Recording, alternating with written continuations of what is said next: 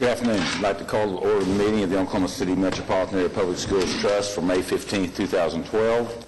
First order of business is to approve the minutes of the May 1, 2012 meeting, and I would recognize a motion to that effect. So moved. Who moves? There a second? Second. Moved and seconded. We'll vote. Approved. We got some financial reports. Mr. Todd? Thank you, Mr. Chairman. You have financial reports in your packet.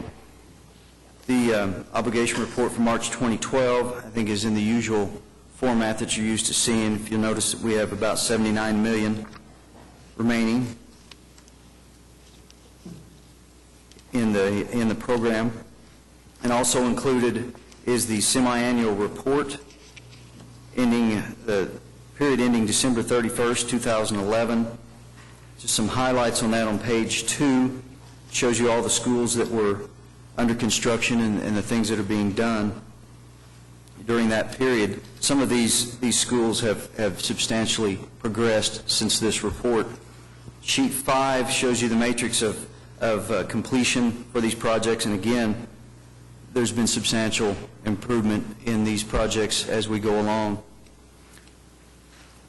About sheet 20 gives you a report on the suburban schools. There's roughly $10.7 million left in that suburban school program. And then on sheet 22, it shows you the list of all the actions that the trust has done in the last 6 months up till December 31st of last year. There's approximately 80 action items in there. I'd be glad to answer any questions. Are there any questions about any of those three reports? Seeing none, I'd recognize a motion for all three reports to approve A and C and ratify B. So moved. The moved and seconded. Second. We'll vote. Approved. Next, we're being asked to approve an audit contract with DKD LLP in an amount not to exceed $18,188 for the fiscal year 2011-2012. Mr. Chairman, I think the trust is used to seeing this annual audit. It's the same group that's done it in the past. As you said, $18,188 for the audit. Is there a motion that we approve the audit contract? So moved. Been moved. Is there a second? Second. Moved and seconded. We'll vote. Approved. We now have a presentation for Emerson Alternative School. Yes, thank you, Mr. Chairman. We're proud to bring you final plans for Emerson Alternative School, and we have a short presentation for the trust today from Thomas Small with the Small Group.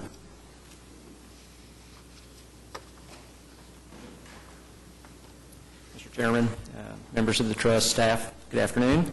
I am Thomas Small with the Small Group Architects. We have a quick presentation for you on the final design for Emerson Alternative School today. We do have time for questions and answers at the end, but obviously as we go through the presentation, if you have any specific questions about one of the slides, please feel free to voice those as we go through. The agenda for today, we'll review the final design, which includes site plan, floor plans, exterior design. We'll also review the project budget and schedule, and then, as I said, we'll allow some time at the end for questions and answers. With respect to the site plan, if you'll recall, Emerson Alternative School is at roughly 7th Street and Walker Avenues at the northwest corner. This is what we consider a historic site. It's been here for many, many years. The school was actually first constructed in the late 1800s, was added on to in the early 1900s. The original school actually burned down around 1910. And the addition remained, which is the part of the school that still exists near the center of the original school. Looking at the site plan, you'll notice an area colored in yellow. That is the original building. The center portion of that is the 1910 addition, which remains, that I spoke of previously. The additions at the north end and at the south end of the center are 1940s additions that were made. The additions on the north and south end are 1 story in height. The original remaining addition in the center of the yellow is actually a 3-story building. We are proposing an addition to meet the program requirements off the west side of this school, which is colored in blue in this case. And then the east lawn of the school, which faces Walker Avenue, we took great lengths to preserve that site, as it is a historic lawn, has a lot of mature trees, and faces the downtown area. There is an existing parking lot located at the far southeast corner in this view. There is an alternate to double the size of that parking lot, which is represented here by the north lot that you see at the southeast corner. If that alternate is not selected, then the existing southeast parking lot will be repaved and rebuilt in its present location. On the western side of the site, where the new construction is taking place, there is a new parking lot being proposed at the far southwest corner of the site. This also would be the main entrance point for all the students entering the school at the southwest portion of the blue area. And this also is the location where the bus traffic, although there's limited bus traffic at this school, the few buses that do come here will be brought off the street, as they are not now. Presently, the buses actually offload onto 6th Street. So that problem will be solved by this project, and the buses will be allowed to get on site before offloading. As you are probably aware, this is a unique project. It has two specific programs at this school. One is for new mothers or expectant mothers, and the other is for troubled youth, whether it be through truancy or grades. And the issue with the first program with the unwed mothers or newlywed mothers, we have a daycare component, and that is at the west wing of the blue area, and we'll look at that a little bit closer when we get into the floor plans. I wanted to point that out because at the northwest corner of the site, you'll see an area just immediately north of the blue area, and that is a small playground which is sized in compliance with DHS standards for service to the daycare area. At the very far northwest corner, we also represent a half-court basketball court, which is the sole outdoor recreational area for this high school. Unfortunately, because of budget restrictions, that is an alternate at this time. So we're hopeful that we'll be able to be taking once the bids come in. There is an existing parking lot near the center of the north side of the site, which will be repaved and restriped. That will be retained. That's primarily for staff parking at that location.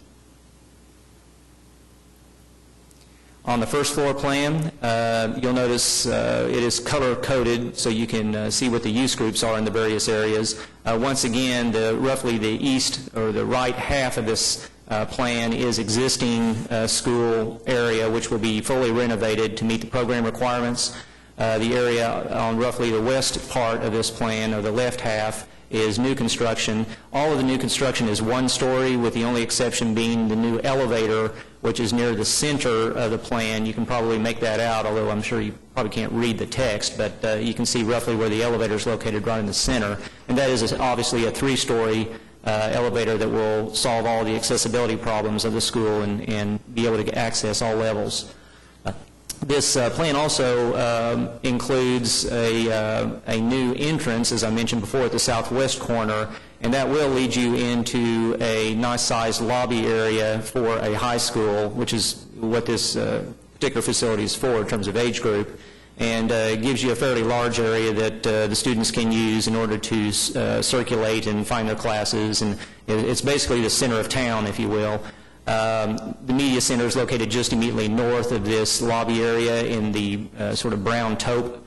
That's the new media center. And then, of course, the blue area to the west or the left-hand side is the daycare component. The remaining areas are primarily classrooms, the only exception being right off the main entrance. You'll see there at the bottom of the plan in sort of a teal shade. That is a career counseling area, sort of a department of the school for this particular use. Can you, I'm having trouble distinguishing between the area that you described as the media center. Yes. Kind of in the middle. Okay. Is that the smaller box to the farthest north of that, or is it that entire area? The media center itself, or, okay, the media center is that entire area that's in sort of the brownish color that's just north of the lobby. It includes the media center and also the support areas that are programmed as part of the media center. So it's sort of L-shaped? That's correct. Okay, so what is at the very farthest northeast? Those are two classrooms that were part of the program requirements, two standard classrooms for this particular school. The shading would appear to be multi-purpose.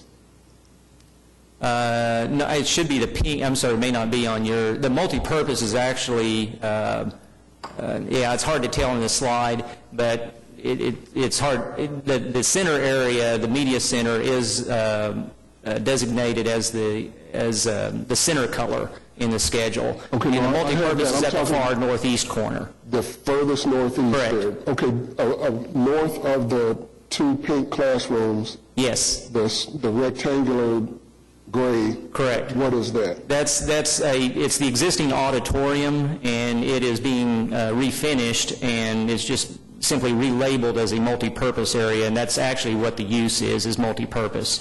It's being used as various things. It could be used as a classroom area, it could be used as auditorium, presentations, art, other things. So it truly is a multi-purpose space.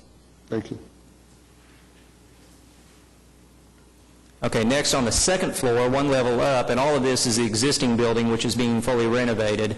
And this all is part of the historic building, the 1910 addition that remains.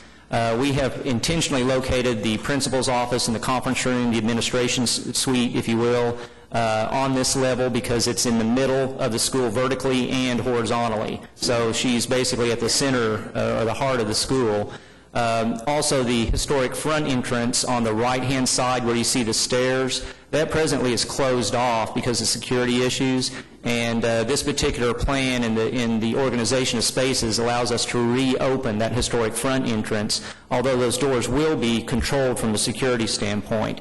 So we've located the principal's receptionist there at the top of the stairs, virtually in the corridor, so she can actually look down those stairs through the glass and be able to monitor that door directly. And then when visitors or faculty reach that particular entrance and they want in, then the secretary has a release button that she can hit to allow people in, provided they are authorized to do so.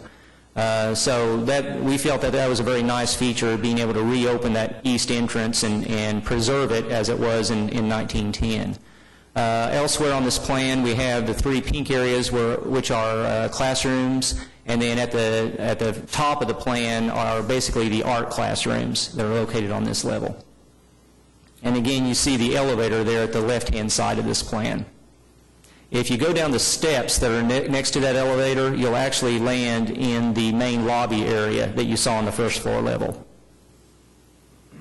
On the third floor completes the balance of the classrooms that were required in the program.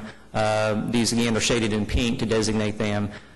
We were able to meet all program requirements on this particular facility within the square footage of the existing building and actually a reduced square footage that we were able to tweak a little bit on the new addition. We are still able to control the costs and meet all the program requirements that we were given at this particular location. On the exterior design, we basically have two features that we were challenged to comply with. One, of course, is the historic building itself, which we felt very strongly needed to be preserved, and that would be the east-facing facade of the building. You can see somewhat of a historic photograph at the northeast corner of the slide. The top left-hand corner of the slide shows a bird's-eye view from the southeast looking northwest that shows that the existing facade and building are preserved. There at the back of that slide, you can see where the one-story additions are added onto the west end of the school. At the bottom left corner of the slide, you see a view from the southwest looking northeast back towards the backside of the school. This is a view where the new student entrance is located, and I mentioned where the buses drop kids off. It also is the primary facade of where the daycare component is located. And then at the bottom right-hand corner, you see a view back from the northwest looking southeast, kind of across the alternate of the half-court basketball court towards the daycare playground area. And as you can see, the new addition was designed not to match the existing historic building, but to be very compatible with it, but still to be a somewhat contemporary version of the original architecture. And so it's compatible while still being current. And so we felt this is very appropriate, and it's been well received. Concerning the project budget, this is where we are right now, and these are the updated estimate numbers as of the past few weeks. The new building addition is approximately 17,635 square feet for a total cost of $3.6 million. The remodel of the existing 32,000 square foot existing building will run just short of $1 million, and then the site work is expected to cost around $600,000. That site work number also includes the removal of all of the existing portable buildings that are on site. So this project also takes care of cleaning the site up of all the portables, and all the square footage that was in the portables is taken into account into the new addition and the remodel of the existing building. So those problems are solved in this project as well. Total construction estimate is therefore $5.15 million, and the PIP budget is $5,136,713. So we have a difference of just slightly over the PIP budget in the base bid. So we feel we're very much right on track with the estimated cost of construction. This also does account for some recent escalations in construction costs that we've seen over the last 6 months. So we're as confident as we can be that we're within the budget. In order to do that, we did have to identify a number of things that we have broken out as alternates in the bidding, and you can see this list here. We are very hopeful that the bids will come in low enough that we're able to accept most, if not all, of these alternates. We understand a recent project that was recently bid was able to accept most of the alternates because of some good base bid numbers. So we are optimistic that we will be able to consider many of these. The project schedule, of course, we've completed schematic preliminary design. We are now in the completion stages of the final design, and we are hopeful to receive that approval. Construction then will receive bids on June 5th, and then construction we anticipate to take a total of 18 months. Of that 18 months, the first 12 months will primarily be the new wing addition off the west end of the building, and then the last 6 months will primarily be the renovations within the existing building.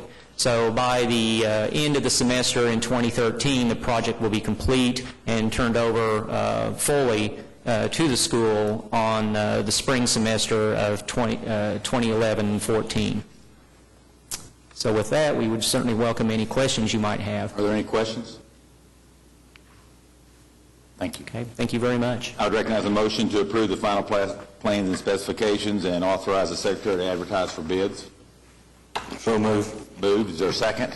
Second. Moved and seconded. We'll vote. Approved.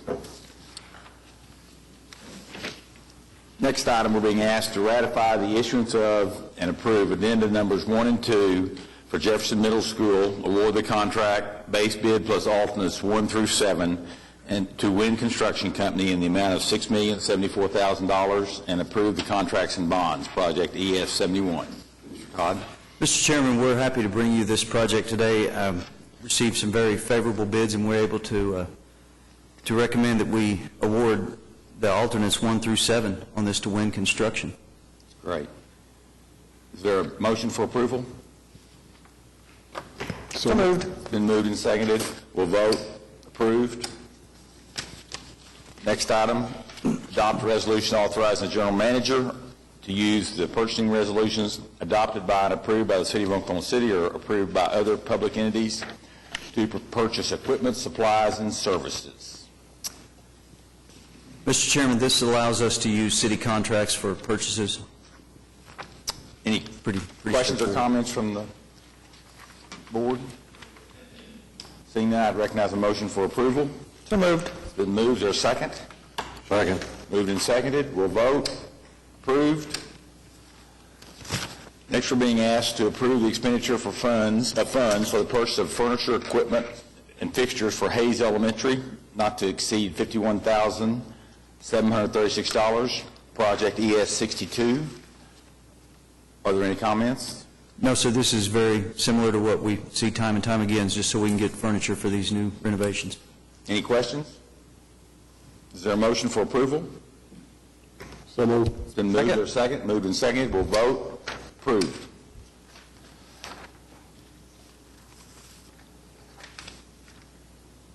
Next item is to approve the expenditure of funds for the purchase of furniture, fixtures, and equipment for West Nichols Hills Elementary School, not to exceed $65,000, project ES 56. Same kind of story as the one for Hayes Elementary. Any questions? Is there a motion for approval? So moved. It's been moved. Is there a second? Second. Moved and seconded. We'll vote. Approved.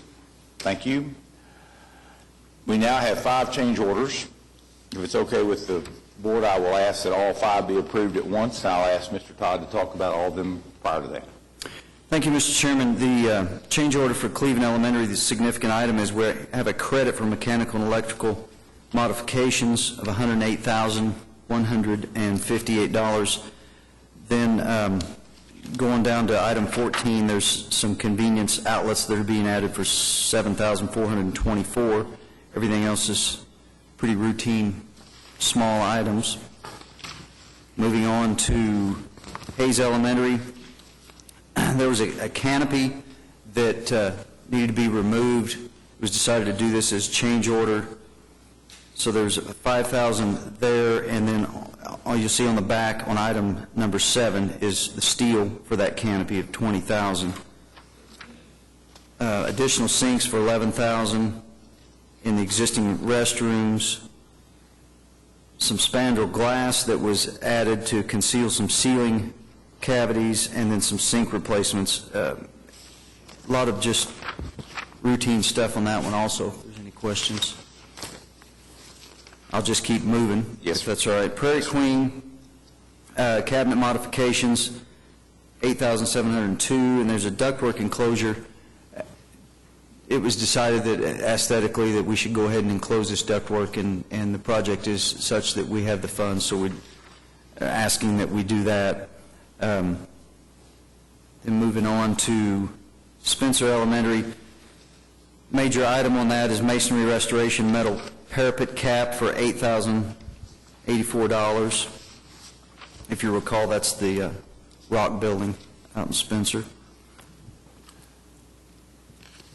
Are there, let's see, there's one more change order, I guess.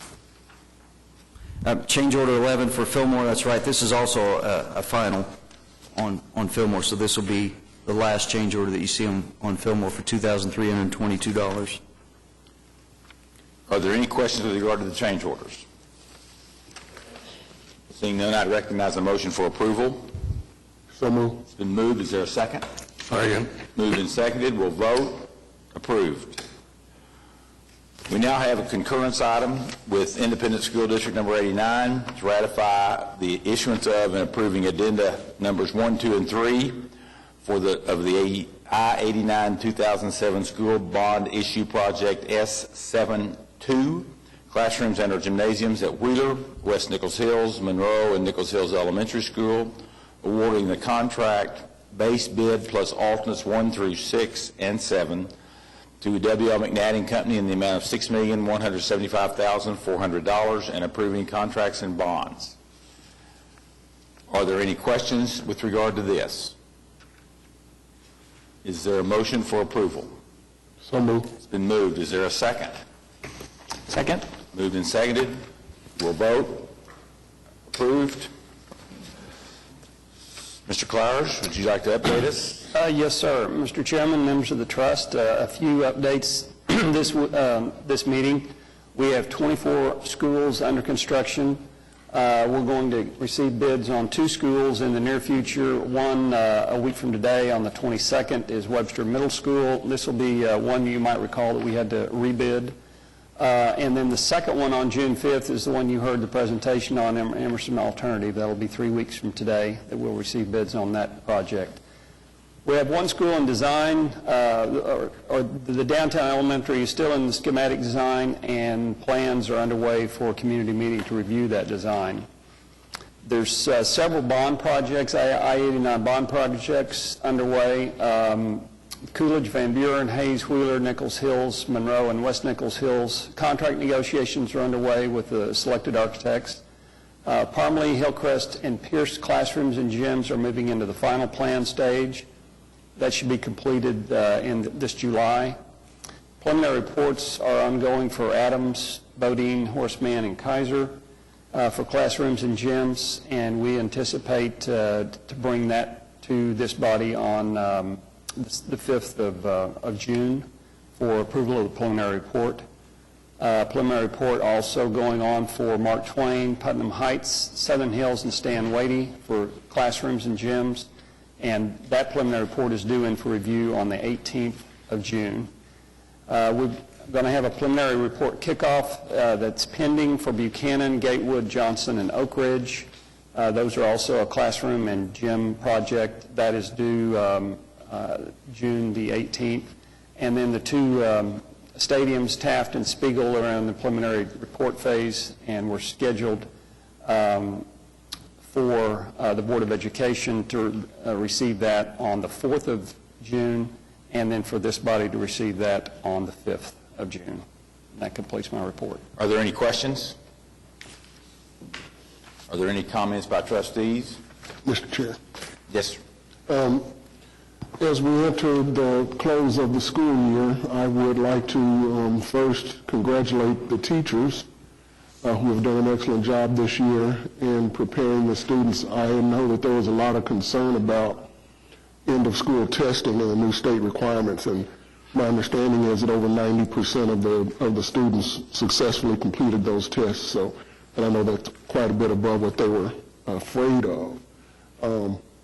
I would also like to congratulate the graduates, my son particularly, from Classen School of Advanced Studies, and my son from Independence Charter Middle School. Just in time for the construction to be completed, they will leave the schools. Timing's everything. Thank you very much. Any other comments? Comments by staff? Citizens? Thank you very much for being here. Seeing nothing else, we will adjourn.